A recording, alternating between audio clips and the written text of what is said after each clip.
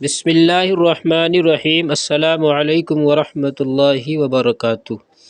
کیا جوتے چپل پہن کے نماز جنازہ ادا کرنا درست ہے، یا پھر جوتے کے اوپر پیر رکھ کر کھڑے ہو کر کے نماز جنازہ ادا کرنا درست ہے، یا پھر دونوں جوتے یا چپل نکال کے علیحدہ رکھ دیں پھر نماز جنازہ ادا کریں؟ کیا ہے صحیح، کیا ہے غلط؟ محترم سامعین، آئیے جانتے ہیں اس چھوٹے سے ویڈیو میں۔ دارالعلوم دیوبند کا فتاویٰ انشاءاللہ آپ کے سامنے نقل کروں گا۔ امید ہے کہ آپ حضرات اس کو غور سے سمجھیں گے۔ پہلی گزارش تو یہ ہے کہ دارالعلوم دیوبند کا جو فتاویٰ میں نقل کرنے جا رہا ہوں، آپ حضرات اس کو پورا سنیں۔ پورا سنیں گے تو پھر مسئلہ آپ کی سمجھ میں آئے گا، اور پورا نہیں سنیں گے تو پھر بعد میں کمنٹ کریں گے کہ حضرت ایسا کیسے ہے، اس کا کیا حال ہے، یہ آپ نے کیسے بتایا؟ تو اس لیے بتا رہا ہوں میں، آپ پورا سنیں۔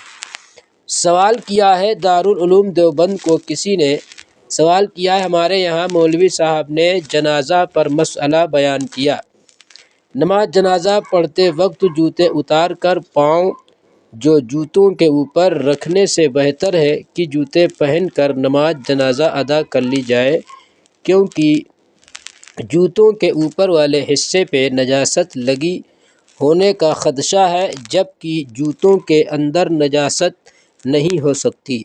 آپ اس کی وضاحت فرما دیں۔ یہ سوال دارالعلوم دیوبند کو بھیجا ہے، اور یہ مسئلہ کسی مولوی صاحب نے بتایا ہے۔ آئیے سنتے ہیں جواب دارالعلوم دیوبند۔ بسم اللہ الرحمن الرحیم۔ مولوی صاحب مذکور نے صرف جوتے کے اندر اور اوپر والے حصے کا خیال کر کے مسئلہ بتایا، اور اس پہلو سے غور نہیں فرمایا کہ جوتے کا نچلا حصہ جو شول کہلاتا ہے، جو زمین سے لگا رہتا ہے، وہ اگر نجس ہو تو جوتا پہن کر نماز جنازہ پڑھنا درست نہیں۔ کیا سمجھا آپ نے؟ جوتے کا نچلے والا حصہ، جس کو آپ اپنی زبان میں تلا بولتے ہیں، کچھ لوگ تلا بولتے ہیں، جوتے کے نیچے والا حصہ وہ اگر ناپاک ہو، نجس لگی ہو، اس میں گندگی لگی ہو، تو پھر وہ جوتا پہن کر نماز جنازہ پڑھنا درست نہیں ہے۔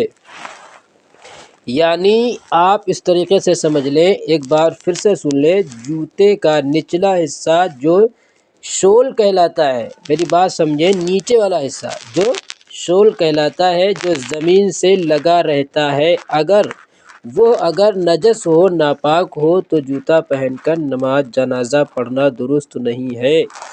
اور اوپری حصہ کا بالمقابل نیچے حصہ کے نجس ہونے کا امکان غالب ہے۔ ظاہر سی بات ہے، اوپر حصہ ہو سکتا ہے، اور زیادہ تر ایسا ہوتا بھی ہے کہ اوپر والا حصہ ناپاک نہیں ہوتا، لیکن نیچے کا جو حصہ ہوتا ہے جوتے کا، وہ اکثر ناپاک ہونے کا اس میں زیادہ یہ امکان ہے۔ اس لیے اگر نیچے کے حصے میں گندگی ہو تو پیر نکال کر جوتے کے اوپر والے حصے پر رکھ کر نماز پڑھ لیں، نماز ہو جائے گی، بشرطے کہ اوپری حصہ بھی پاک ہونا چاہیے۔ پیر نکال کے جوتوں کے اوپر والے حصے پر کھڑے ہو کر کے اگر آپ نماز پڑھتے ہیں تو نماز ہو جائے گی، کوئی کراہیت نہیں ہے۔